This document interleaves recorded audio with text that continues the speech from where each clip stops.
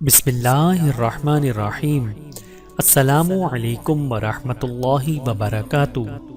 وفد حولان یہ 10 شخص تھے جو بما شعبان 10 ہجری میں خدمت نبوی میں حاضر ہوئے تھے۔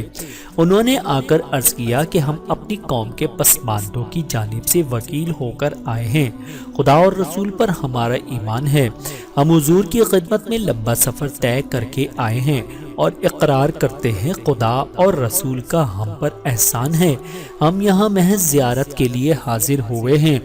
رسول اللہ صلی اللہ علیہ وآلہ وسلم نے فرمایا، جس نے مدینے میں آ کر میری زیارت کی وہ قیامت کے دن میرا ہمسایہ ہوگا۔ پھر رسول اللہ صلی اللہ علیہ وآلہ وسلم نے دریافت فرمایا، انس کا کیا ہوا؟ یہ ایک بت کا نام ہے جو اس قوم کا معبود تھا۔ وفد نے عرض کیا، ہزار شکر ہے، اللہ نے حضور کی تعلیم کو ہمارے لیے اس کا بدل بنا دیا ہے۔ بعض بوڑھے اور بوڑھی عورتیں رہ گئی ہیں جو اس کی پوجا کیے جاتی ہیں، اب انشاءاللہ ہم اسے جا کر گرائیں گے۔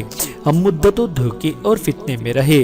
رسول اللہ صلی اللہ علیہ وآلہ وسلم نے فرمایا، کسی دن کا واقعہ تو سناؤ۔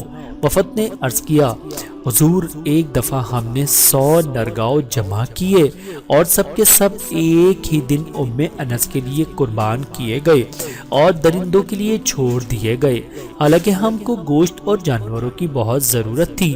انہوں نے یہ بھی عرض کیا کہ چوپایوں اور زراعت میں سے انس کا حصہ برابر کا نکالا جاتا تھا، جب کوئی زراعت کرتا تو اس کا وسطی حصہ انس کے لیے مقرر کرتا اور ایک کنارے کا خدا کے نام مقرر کر دیتا۔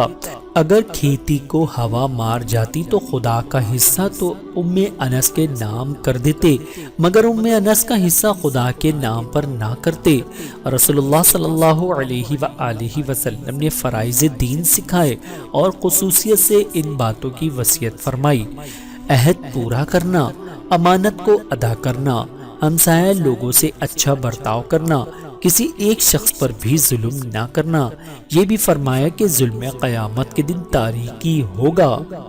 سبحان اللہ۔